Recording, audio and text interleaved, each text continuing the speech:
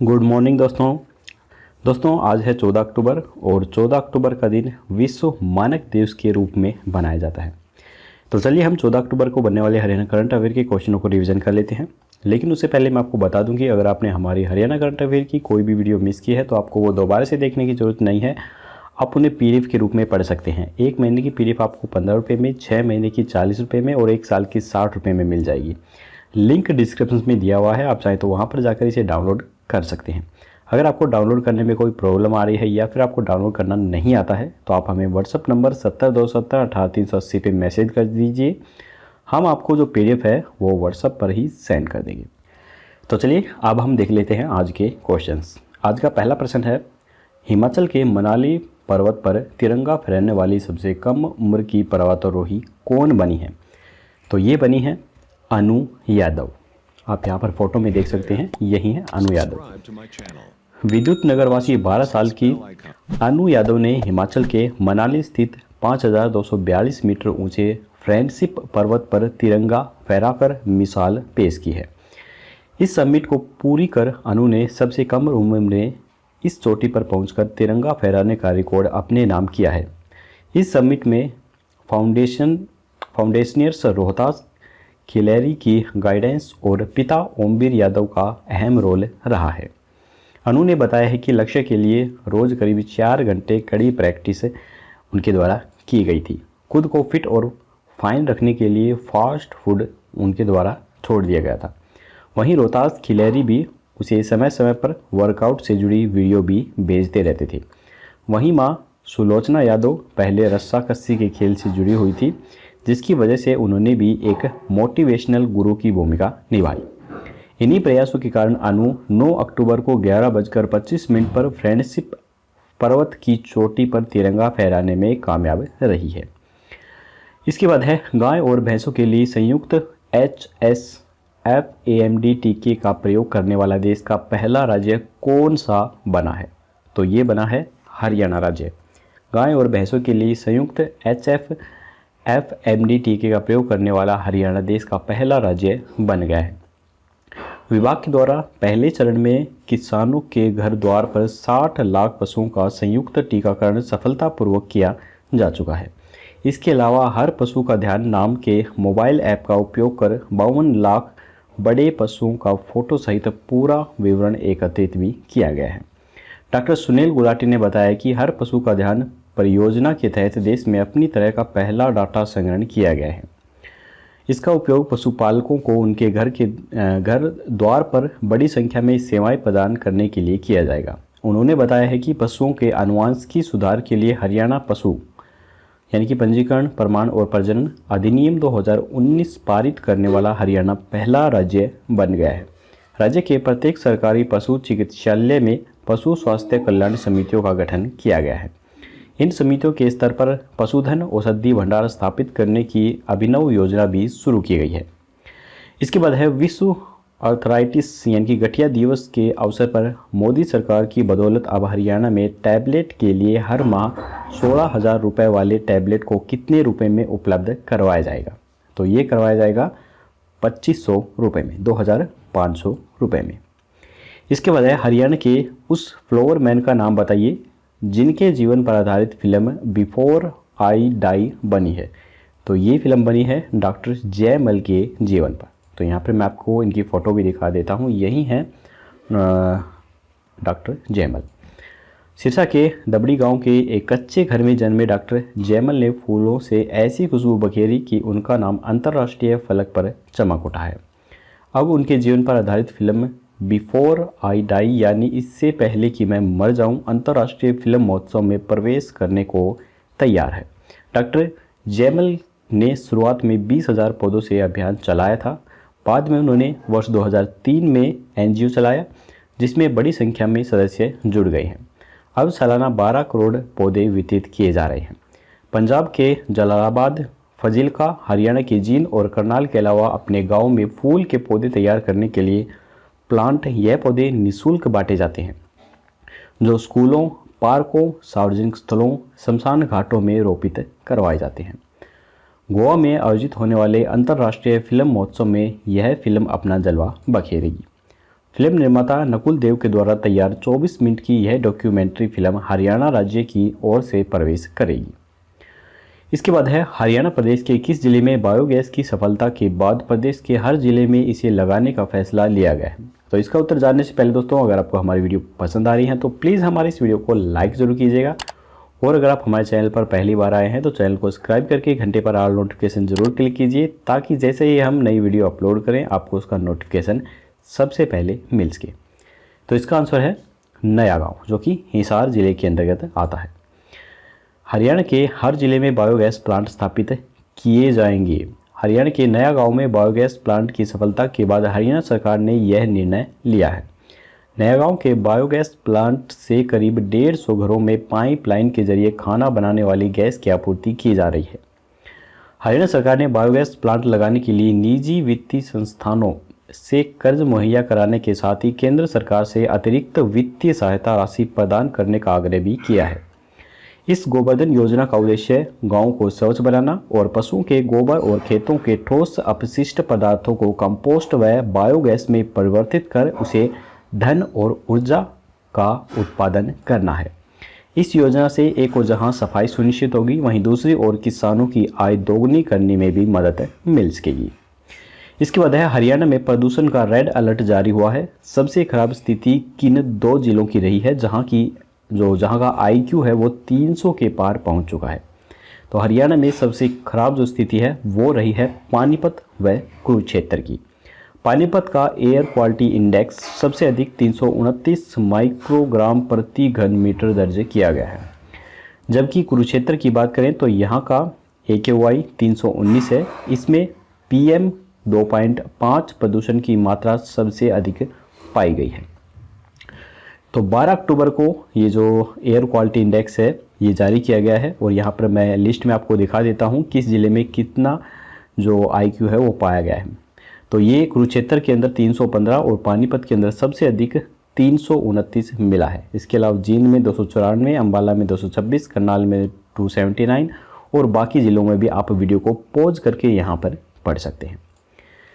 यहाँ पे मैं आपको बता दूँ कि जो IQ इंडेक्स का लेवल होता है वो कितने लेवल पर क्या चीज़ें दर्शाता है। तो यहाँ पर 0 से 50 तक जो लेवल होता है वो दिखाता है आपका वातावरण अच्छा है, जहाँ पर कोई भी पॉल्यूशन नहीं होता है।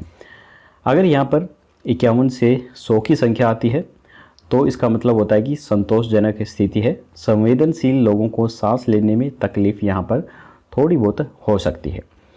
और अगर यहाँ पर AQI 101 से 200 के बीच है तो यहाँ पर थोड़ा प्रदूषित ये माना जाता है शहर। फेफड़े की बीमारी जैसे कि अस्थमा और हृदय रोग हैं, लोगों को सांस लेने में, इन लोगों को जिन्हें फेफड़े की बीमारी या फिर हृदय रोग है उन लोगों को सांस लेने में तकलीफ इस जो आंकड़े के अंदर हो सकती है। इसके बाद यदि इंडेक्स 201 से 300 के बीच है तो यहाँ पर जो स्थिति होती है वो काफ़ी ख़राब हो जाती है। लंबे समय तक ऐसा रहने से लोगों को सांस लेने में तकलीफ होने लगती है, और हृदय रोग से पीड़ित लोगों को बहुत ही ज़्यादा सांस लेने में असुविधा महसूस होती है। अगर ये आंकड़ा 301 से 400 तक पहुंच जाता है तो इसका मतलब होता है कि स्थिति बहुत ही ज़्यादा ख़राब हो चुकी है। लंबे समय तक ऐसे वातावरण में रहने पर सांस की बीमारी हो सकती है, और फेफड़े व दिल के रोगियों के लिए ऐसा वातावरण काफ़ी ज़्यादा खतरनाक हो सकता है। अगर ये IQ 401 से 500 तक पहुंच जाता है तो ऐसी जो स्थिति होती है वो बहुत ही गंभीर और बहुत ज़्यादा चिंताजनक वो स्थिति बन जाती है, और ऐसी स्थिति में जो माहौल होता है वो बिल्कुल आपातकाल की स्थिति का हो जाता है। स्वस्थ लोगों को भी ऐसी वातावरण के अंदर सांस लेने में बहुत ही ज़्यादा तकलीफ होने लगती है। श्वसन व दिल की बीमारियों के रोगियों को तो ऐसे समय में बहुत भारी दिक्कतों का सामना करना पड़ता है। तो चलिए इसके बाद अगला क्वेश्चन है, हाल ही में जिला स्वास्थ्य विभाग ने किस दिवस पर पेट के कीड़े मारने की गोली एल्बेंडाजोल खिलाने का अभियान शुरू किया है? तो ये अभियान शुरू किया गया है राष्ट्रीय कृमि मुक्ति दिवस के अवसर पर। राष्ट्रीय कृमि मुक्ति दिवस के मौके पर सोमवार को जिला स्वास्थ्य विभाग ने पेट के कीड़े मारने की गोली खिलाने का अभियान शुरू किया है। यह अभियान 12 से 20 अक्टूबर तक चलाया जाएगा। इस अभियान में 1 वर्ष के बच्चों से लेकर 19 वर्ष तक के आयु वाले युवाओं को घर घर जाकर एल्बेंडाजोल की गोलियां खिलाई जाएंगी। विभाग ने 4,61,534 लाख बच्चों को एल्बेंडाजोल गोलियां खिलाने का लक्ष्य तय किया है। केवल भारत में 1 से 14 वर्ष के 241 मिलियन बच्चों में इसका संक्रमण है। कृमि रोग से बचाव के लिए भारत सरकार के द्वारा प्रत्येक वर्ष 2 बार 10 फरवरी और 10 अगस्त को राष्ट्रीय कृमि दिवस बनाया जाता है। इसके बाद है स्वच्छ भारत अभियान के तहत Haryana state health research centre के तहत प्रदेश का कौन सा नागरिक अस्पताल प्रथम स्थान पर रहा है? तो ये रहा है अंबाला का नागरिक अस्पताल। इस बार नंबर 1 का ताज अंबाला को मिल गया है। प्रथम रहने पर अंबाला अस्पताल को 50 लाख रुपए मिले हैं। दूसरे नंबर पर पंचकुला और तीसरे स्थान पर पानीपत रहा है, जबकि सोनीपत चौथे स्थान पर चला गया है। स्वच्छ भारत अभियान के तहत हरियाणा के स्टेट हेल्थ रिसोर्स सेंटर ने वित्तीय वर्ष 2020-21 के लिए कायाकल्प पुरस्कारों की घोषणा कर दी है।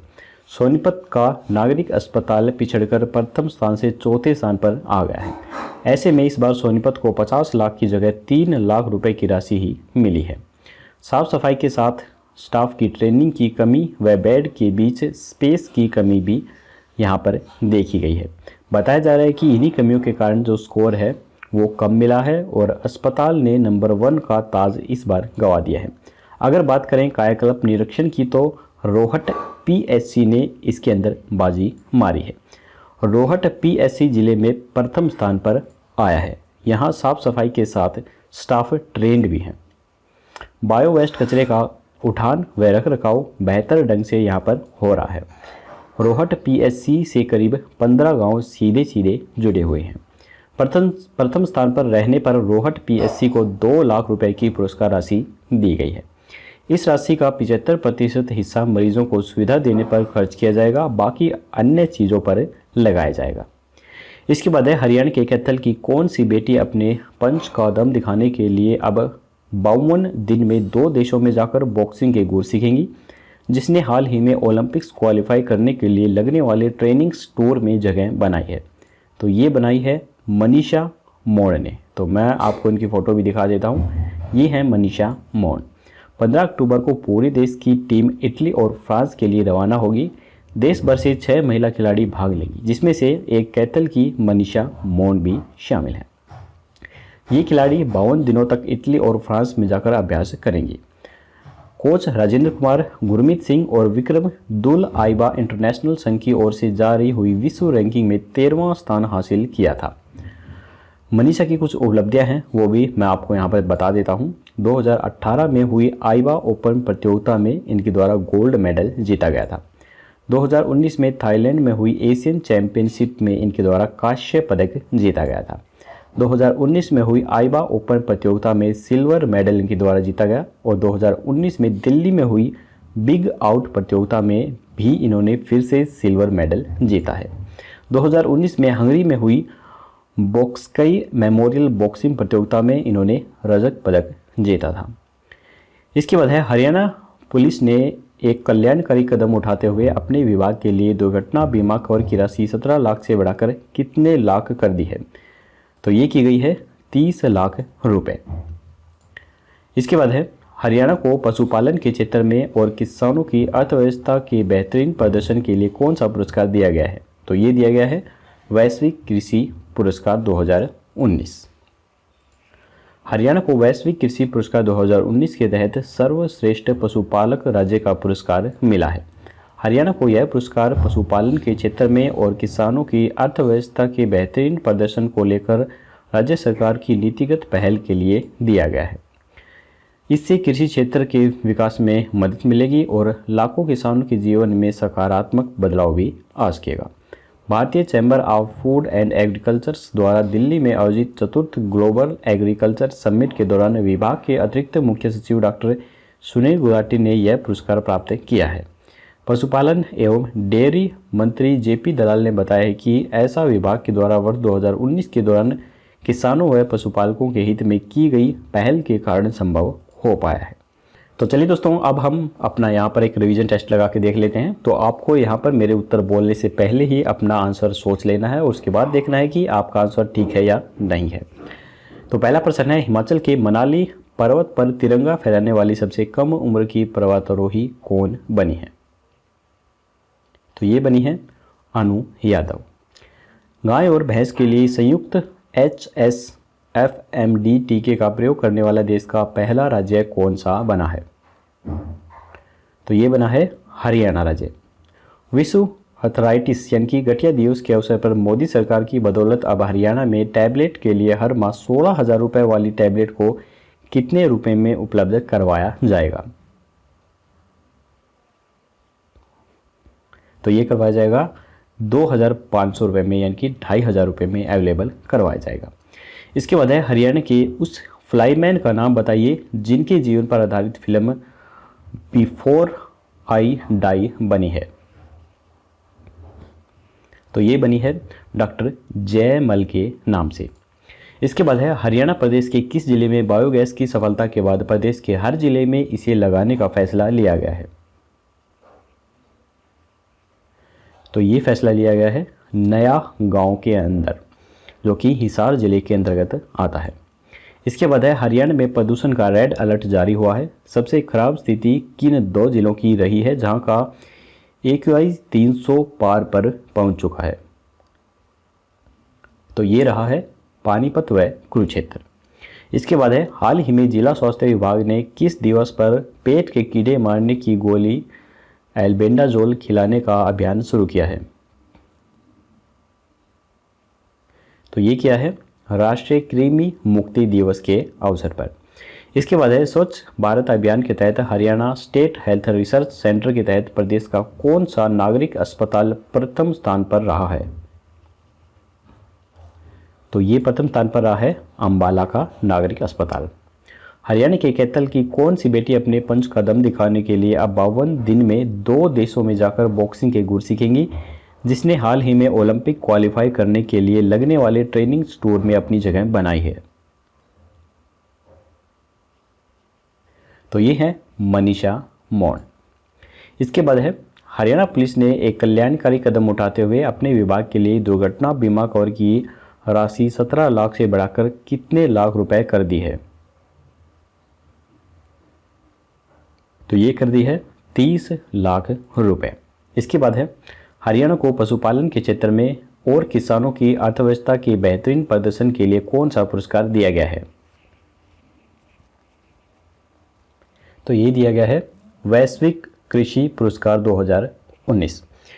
तो यहाँ पर हमारी ये 1 लाइनर खत्म होते हैं। अब हम देख लेते हैं कल का क्वेश्चंस। कल हमने आपसे पूछा था कि न्यू हरियाणा इंडस्ट्री पॉलिसी में हरियाणा में किस पर फोकस होगा? तो काफ़ी सारे स्टूडेंट बिल्कुल इसका सही आंसर दे रहे थे। इसका राइट आंसर है एरोस्पेस व एविएशन पर फोकस होगा। उप मुख्यमंत्री दुष्यंत चौटाला ने कहा है कि प्राथमिकता के तौर पर हमारा लक्ष्य है कि आयात की जाने वाली वस्तुओं से जुड़ी यूनिटों को अपने राज्य में ही स्थापित किया जाए। प्रदेश सरकार नई उद्योग नीति में इस पर पूरा फोकस कर रही है। नई पॉलिसी में इस तरह के उत्पाद को बढ़ावा दिया जाएगा ताकि आयात को कम कर निर्यात बढ़ाया जा सके।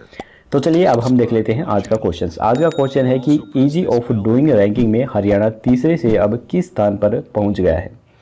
तो यहाँ पर 4 ऑप्शन है, 13वें, 14वें, 15वें या फिर 16वें स्थान पर। आपको राइट ऑप्शन हमें कमेंट बॉक्स में बताना है। कल की वीडियो में दोस्तों आपको इसका आंसर मिल जाएगा। तो दोस्तों आज की वीडियो यहीं पर खत्म होती है। अगर आपको वीडियो पसंद आई हो तो लाइक जरूर कीजिएगा और अपने दोस्तों के साथ शेयर करना बिल्कुल मत भूलिए। तो चलिए कल मिलेंगे ऐसी ही एक और नई वीडियो के साथ। तब तक के लिए जय हिंद, जय भारत।